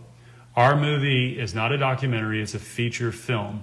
And we did this based on all the evidence and the facts that we had learned and incorporated into a story that you get involved through the character's journey. Their road to redemption is through love. And this issue of human trafficking, which many people are waking up to today for a variety of reasons, is the issue that defines all of us in our time. The media corporations, the most powerful 6 corporations in the land, in the world for that matter, are all implicated in human trafficking of kids. Listen I would point to anybody who wants to know more about that to look at Project Veritas and the leak disclosure of off-air footage of Amy Robach from ABC News when she found out and was discussing in 2016 that they had everything from Virginia Giuffre, all of it. Everybody who was involved, they had all the evidence. Their own lawyers said that when all is said and done, Jeffrey Epstein will go down as one of the most prolific pedophiles in all of history, and they buried that story to have access to the royal family, for which we now know Prince Andrew was implicated. Right. They did not have any remorse for the victims in that video. This is a bigger problem because most people know in that world, and the world that I come from in Hollywood, that it is a hidden layer that everybody knows is there. When the Me Too movement started in 2017, I reached out to several of my female actress friends who were prominent in LA. You would know them by name. Many of them you would know by just their look, because you go, oh, that was her in that movie or that movie. And I said, well, what about the children? What about the children? And the response was, we know. But they were silent on it. And it destroyed me because it destroyed my illusion of what rights, human rights were, children's rights were. This is a child abuse system that we have been living in for a very long time, and it's been allowed to go on. And I will not be silent about this because it affects every single one of us. The people on television who smile at you, who tell you stories, who give you news, are the ones who hide all of this from us. They are not talking about the real issues. They are distracting you with division issues. This is a unification issue. When the Maxwell files came out 48 hours ago, I went on MSNBC, I went on CNN.com, and I looked at every single one of their headlines, and there was no mention of it whatsoever. They were talking about John Lewis's funeral. They were talking about Obama versus Trump, all of the bullshit that you and I hear every single day. And it doesn't matter what side of the political equation you're on this. This is a child issue. This is a human issue. This is not a political issue. It has nothing to do with left versus right, Democrat versus Republican, liberal versus conservative, or anything you are or you identify with as in between. We are faced with a crisis of consciousness among the leadership of our banking institutions, yes, of our media corporations, yes, of the Hollywood entertainment industry, yes, of the music industry. This is not about a bunch of young women who were having sex with older men and make it about a bunch of perverts. They raped and tortured these girls against their own free will, no matter whether they paid them or not. If you read the articles and you listen to what Ghislaine Maxwell said about the girls that she picked up in West Palm Beach's trailer parks, she was asked, what about the young girls? What are we going to do to them? What's going to happen to them? She said, they are trash, they are nothing. That's a direct quote from the New Yorker. When I went and looked at edge.org, which you can find out was a multi-billionaire club of people that was financed by Jeffrey Epstein. You can go to edge.org today, look up under people, and go to G. You'll see Bill Gates on there as a contributing member of that organization. And you'd have to go back in the Wayback Machine and Internet Archives to look at all the other people. Jeffrey Epstein was right on there. Marina Abramovich is on there. Paul Allen was on there. All the heads of major industries were on there. And if you start reading some of the articles, one of which I have a direct link to that I will share with anybody who DMs me, there is a direct quote on there that said, "Indeed, human beings are, in our youngest years, among the most useless creatures in all of the animal kingdom." Listen to this. This is how they view children, through science. This is their expression. These are people who have no ground to tell you what to think, what to do. So when they get up there and they start espousing their views on social justice or whatever the hell it is, know that you're hearing a controlled and scripted dialogue that is going through a filter by people who are very powerful, who hold a lot of money, and they are controlling and conditioning all of these people through pedophilia. And there's another layer to it, but it's too unbelievable to believe that they would also sacrifice kids. And I'll give you one statistic that you can look up and verify for yourself. If you go to UNICEF and you look up child sex trafficking or human trafficking, you'll find a statistic globally, worldwide, according to the United Nations, that 40 million people a year are trafficked around this world. 40 million. It's a $150 billion a year industry for which has very dark and ugly ties. And it goes all the way up into Wall Street and beyond. But I will say this, 5.5 million children every year are trafficked around the world. 5.5 million, most of whom don't live past age 7 or 8. Stop right there. Do you guys remember about a month ago, maybe a month and a half ago, where I had Kate Krasuski on the show, and she told me at the age of 12 she was trafficked to the Middle East because of a debt that her brother owed. She was there. She was raped. It occurred to her. She told her story for the very first time on my show. It's here. It's big. It's huge. It's like the pedophilia industrial complex. It exists. Which means they have to replenish that supply chain. They harvest organs of children on a black market. In China right now, there are concentration camps for young Muslims to the tune of 1 million people. Nobody's talking about this as modern-day slavery. Right, the Uyghurs. They are beating these people, they are re-indoctrinating them, and they are raping their wives. And I should point out, these are the people that are under slavery assembling products for the good little leftists, Nike and Apple. To start a new bloodline. That's happening right now in China. You can find that on the Washington Post or the New York Times. Nobody else is saying anything about it in our politics, in our mainstream news. Nobody's talking about it. It is slavery of human beings is going on today, and it must stop, and it is a child abuse issue. All of these kids that were preyed upon, many of them came from bad homes. That's not their fault. But these predators, they come after our children because they can offer them things. They can offer them alcohol, they can offer them money, they can offer them drugs to lure them in. And suddenly, as you will find out if you read the Maxwell testimony, you'll find that what they were doing is they asked Ghislaine Maxwell, well, did you ever talk to her about money that she could earn, about giving a hand job or sexual favors to Epstein? And she went through this long explanation. Well, we discussed career advice, and I advised her and possibly, told her that where she could advance her career. That's as far as she would go, and then her lawyer cut her off.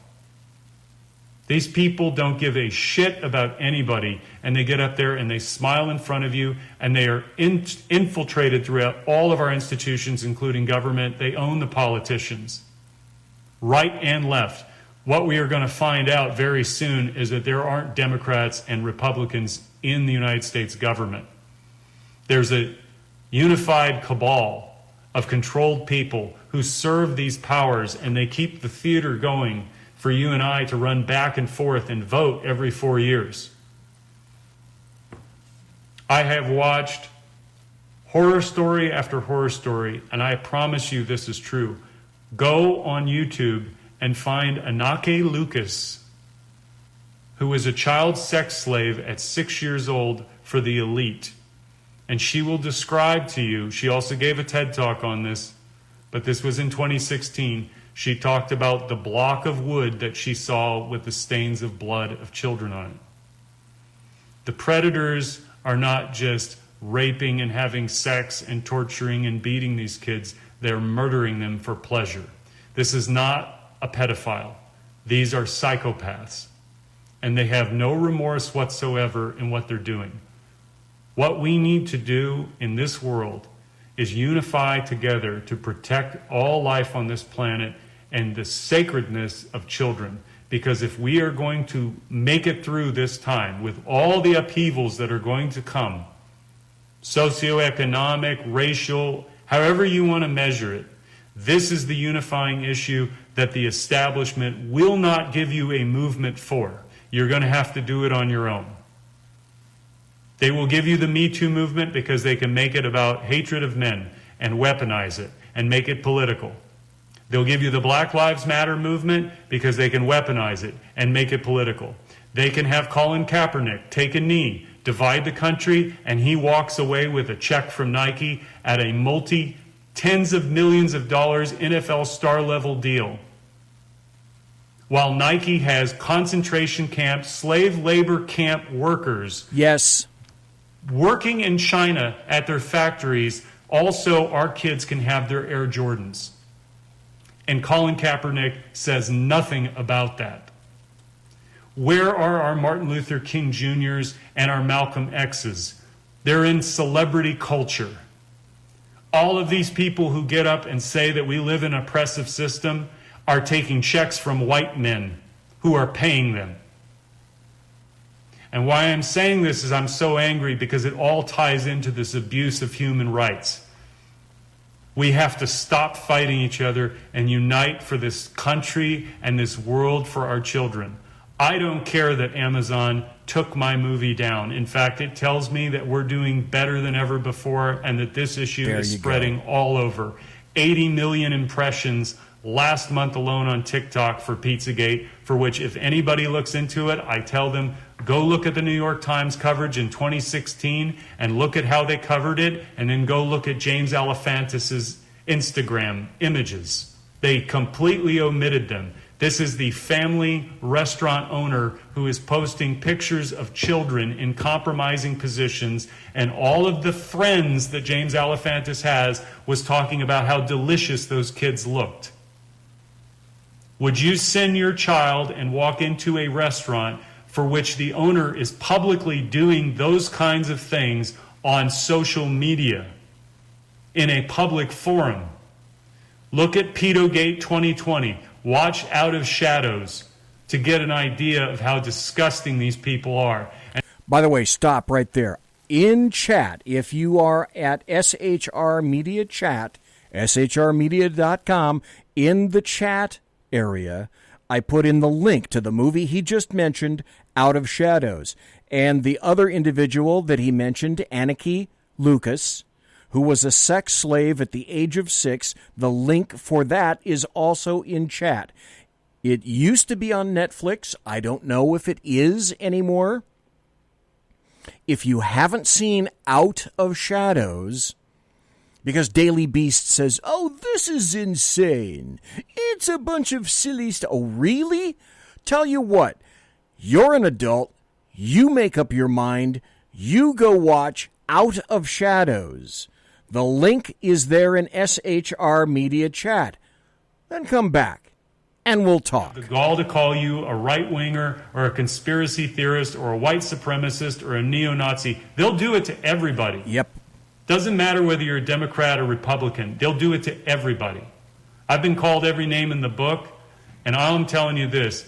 I woke up because I listened to what other people were saying, and I waited and I sought out the truth for myself. I didn't wait for the mainstream media to tell me. Every single time there is a disclosure in Hollywood, all of these kids, I worked there for 20 years, I saw shit that nobody should see. I didn't partake in things. It was just right in front of me, out in the open.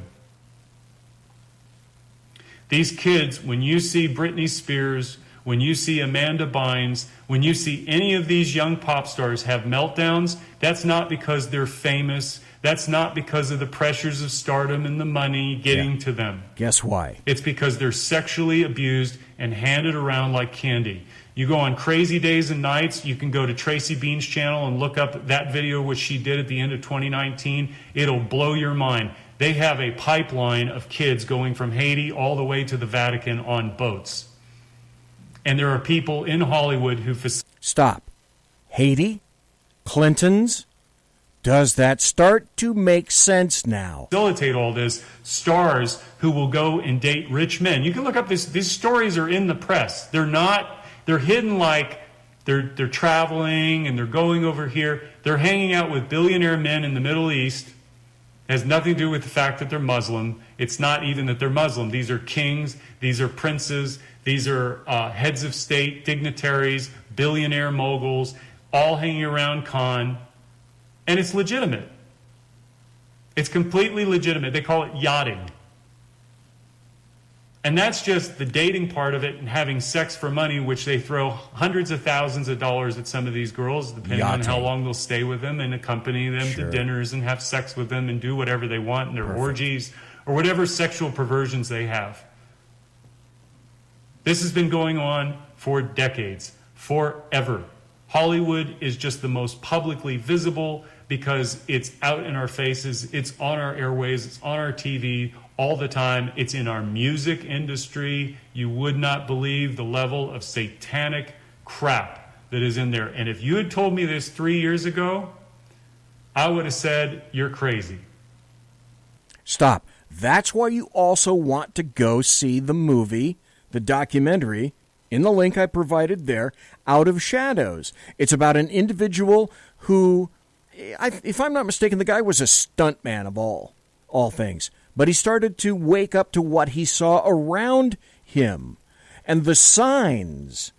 These people are so blatant and so cynical, they'll install this shit inside their movies. It's there for you to see. I've seen it since the 90s, since I became awakened, when I determined that there were people who I investigated that were age rangist that would screw infants. And once an infant was over a year old, that infant was no longer attractive to that individual. These people exist. This world exists. That's too far. No. This satanic shit that is going on in our music industry and in Hollywood too, but mostly in the music industry, is so out there. Once you look at it and you see the occult symbolism, they use it in everything. Baphomet is everywhere. Pentagram is all over the place, and they sew it into the consciousness of these young kids through witchcraft and all sorts of fun stuff. They make it fun. They make it sound fun. And it's sexy. But I'll give you this, just on the practical level. You look at every pop star over the last 20 years, and especially in the last 10. Ariana Grande, Miley Cyrus. Where do they start? Innocence. Miley Cyrus is Hannah Montana. Innocence. She came out with a music video last year for what? Where she had claws and teeth on her vagina. They promote diversity, tolerance, all of this to confuse people, and they don't even see it. Ariana Grande, unfortunately, I feel very bad for these kids because they're children and they have to do horrific things. Kaya Jones, who I know personally, was a former member of the Pussycat Dolls. And she gave her testimony in 2017, right after the Las Vegas shooting, because she was there. And she started talking as far as she could go about what these kids go through. And her moment of clarity was she saw what everybody else around her in the group was starting to do. Sex was nothing. But then taking advantage of people and having no remorse for it, she saw another level to it. And it was the moment she was at the MGM Grand, standing up there singing, and these young girls looking up and idolizing these women. You're the Pussycat Dolls. I want to be like you. She couldn't do it anymore, and she walked away. We can have truthful art in this world. We don't need propaganda. Truthful art begins with the diversity of ideas and truthful information being disclosed. We can have beautiful films. We can have honest expressions that come from within us. The journey of art is to discover what is within you that is the unknown, which you follow a belief to find. But in that discovery, there is the transcendent, which is, what did I struggle with and come to confront within myself that I needed to release and share, and let you decide what is real, what is true for you in that honest expression. But the other stuff, which is I'm going to tell you what you should think, and these are the bad people, and these are the good people, and this is what you need to think, and this is what you need to do, and everybody just gets all excited about that. That is the same stuff that we've been doing for so very long. And Hollywood, I will tell you this, if you look back why there's reboots, remakes, prequels, and sequels, I've discussed this with many of my writer friends in Hollywood who were deeply embedded trying to help get the truth out through the disclosure in their movies. They all told me what the gatekeepers all know at the very, very top, not the executives, not the agents, not the managers. It's like a banking institution. The person at the teller working with the customer does not have privy to the knowledge of the CEO and the chairman of the board and what they discussed the day before. They're just doing their job, right? So everybody does their job according to what they know. So Hollywood gets the word out through the studios. This is the kind of content we're looking for. But the gatekeepers at the very top are managers to make sure that we don't wake up. They control everything that we see, and it is very important for them to do that because they don't need you and I starting to have new ideas about things that go outside of the orthodoxy of what they want us to know. So the reboots, remakes, prequels, and sequels is like a holding pattern so that we keep retreading through the same ideas, even though as humans, our minds are to expand, to grow, to stretch, to reach out. And we're in a time where we're trapped between everything that we're supposed to do. There's so much cognitive dissonance. It's a reflection of this whole system which preys on children. That is the number one Achilles heel of this entire time. These people don't want you to know that. They want you to think that we're the problem instead of the 0.1% who control everything and have the gall to turn around and message to all of us and tell us that we're the problem, or white people were the problem, or black people were the problem, or brown people were the problem. I live here out away from the city now, and I'm in a town that is 50-50 black and white, roughly. We had a Black Lives Matter protest about a month and a half ago, good-sized crowd. We had white and black cops there standing while they protest peacefully, serving food to everyone. That's including unusual. The cops, next to a Confederate statue. Nobody was pulling it down. Nobody was yelling. Nobody was arguing. Everybody was getting along. Really unusual. Across the street, we had restaurants filled to the brim with people having fun, children and parents outside, eating ice cream together, no masks. And everybody was fine. This division that they're stirring up, I'm telling you this because you need to understand. They're going to do everything they can to tear this country apart at the seams. Bingo. And they're going to throw everything they have at it to keep this truth from coming out. You all have to do your own work as you want to.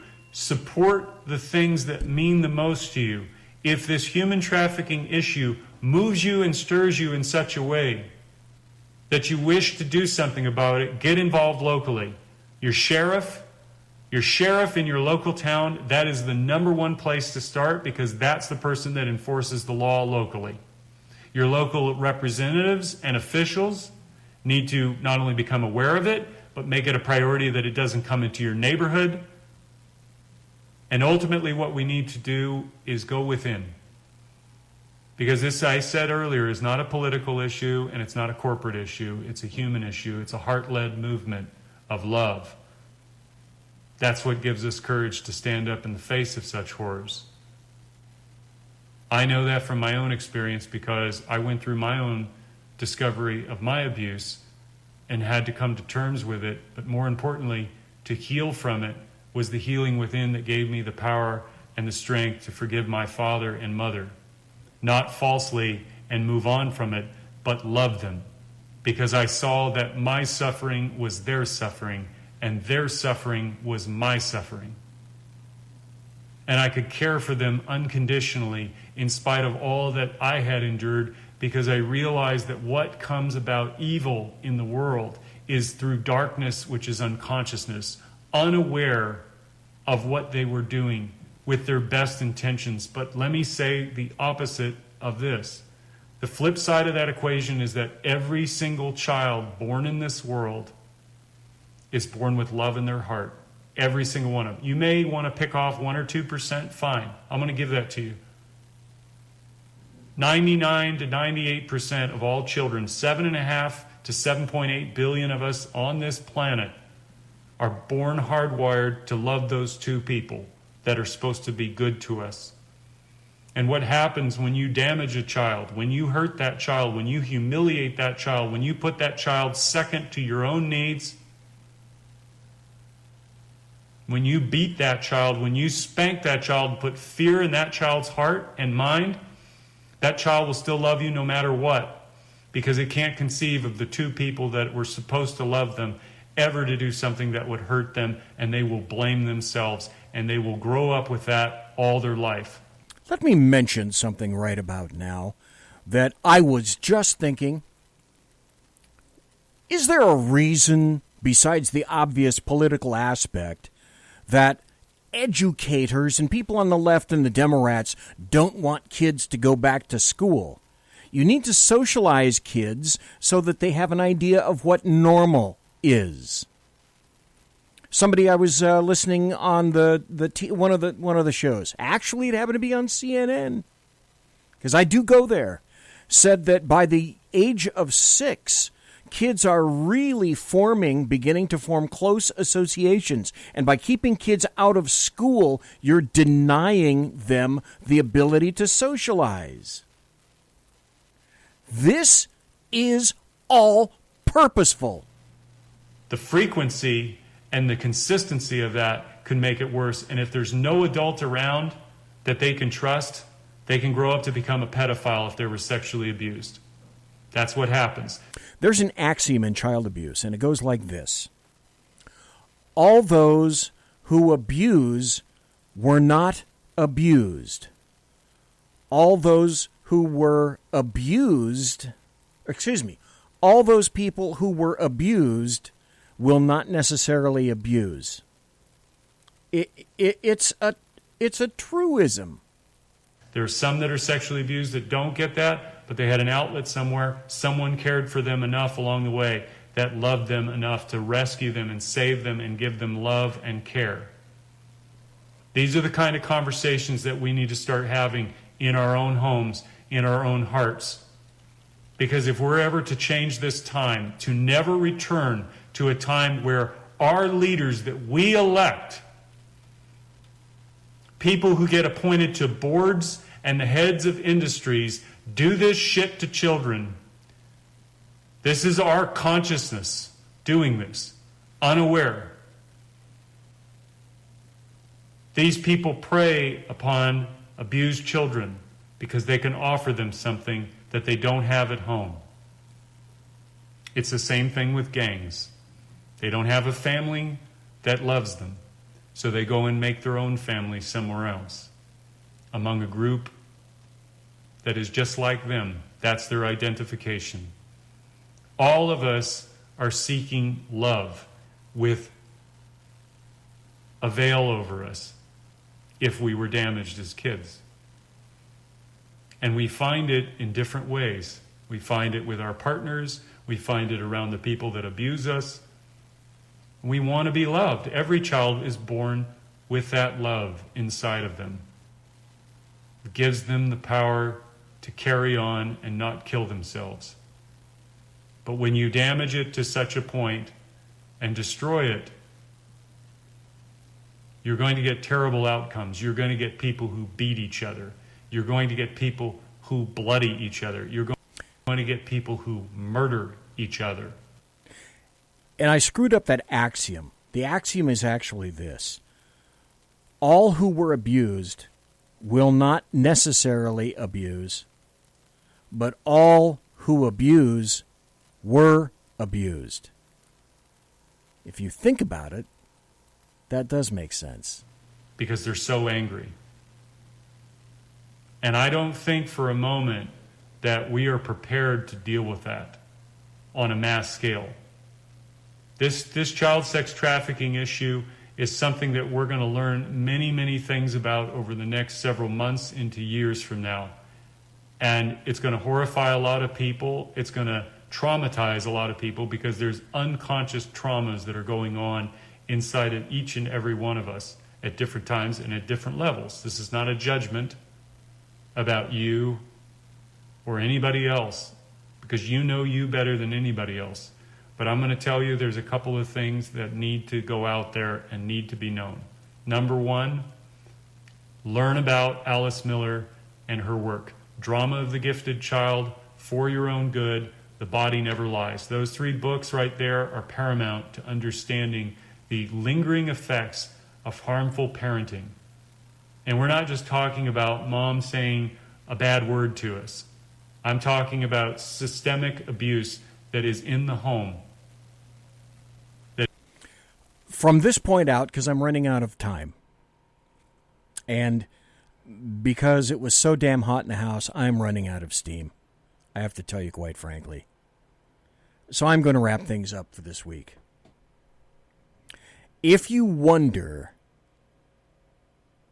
why there is an attempt to norm and streamline and merge pedophilia into the mainstream, a good portion of it is because we're on the cusp of making a massive discovery about the depth and breadth of the amount of evil in this world with regard to human trafficking, pedophilia, and children.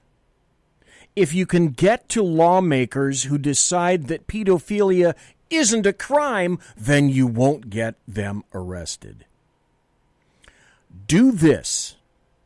I indicated to you earlier, and I put in chat, 2 documentaries to go look at. Become familiar with the jargon, the nomenclature, because it's new now. And I'll give you another little revelation in just a moment. Understand what a map is. A map is a minor attracted person. Translated, because I speak leftist, a pedophile. There are also N-maps or no-maps, which is a non-offending minor attracted person. So if you hear MAP, the acronym MAP, or no map, or N-map, now you know what they're talking about. Pedophiles. In that community, there is a big distinction between the two. And their thought is, have pity on me. The pedophile is truly the victim. How could people be so abjectly cruel to others? based on something they can't control. That's the map. And that's the rationale for being a map. A pedophile. Also, in the LGBT community, contrary to popular opinion, many of those in the LGBT don't want pedophiles associated with them, recognize the inherent evil of pedophiles. At the same time, Maps and No Maps are attempting to purposely insinuate them into LGBT so that they are normed. They want to make you get to the point where it's not just a matter of acceptance or tolerance. It's a matter of you're a sexist if you're not an outright advocate. That's how all of this works. I'll leave you with this. Say his name. CANNON HINNANT. There is a media blackout right now on the execution of a 5-year-old kid who was riding his bicycle. And if you didn't hear about it, well, that's purposeful by the American media maggots, because it was a white 5-year-old child on a bicycle named CANNON HINNANT, executed in front of his father's house in North Carolina this past Sunday evening.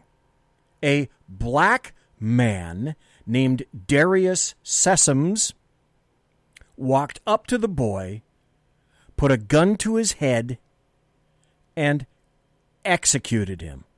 And then he fled to his home in the town of Wilson.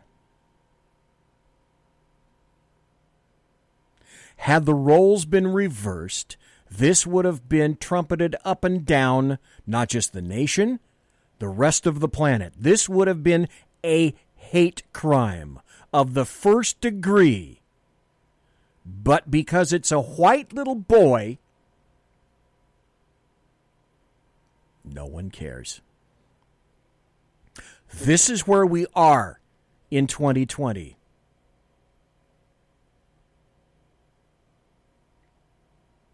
Say his name. CANNON HINNANT. CANNON HINNANT. Monsieur has unlocked!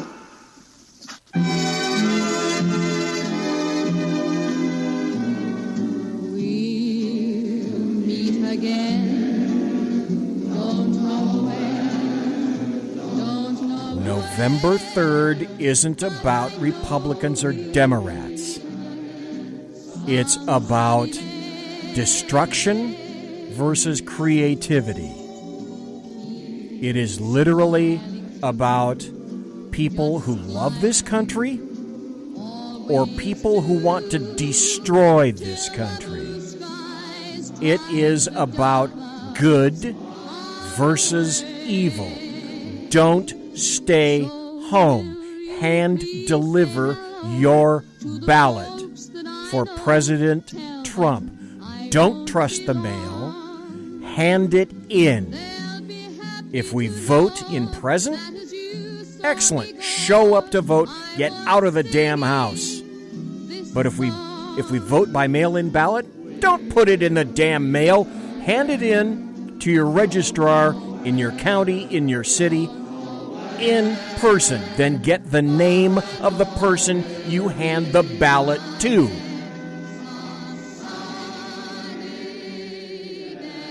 God bless America. Have a great weekend. Everybody quiet down now and get some sleep. Good night, everybody. Good night, Mama. Good night, Ben. Good night, everyone. Good night, Mama. Good night, Daddy. Good Good night, children. Good night, Daddy. Good night, Elizabeth. Good night, John Boy. Good night, Jim Bob. Good night, Jim Bob. Good night, Jim Bob. What's going on? I was asleep. What's everybody doing? Good night, Jim Bob.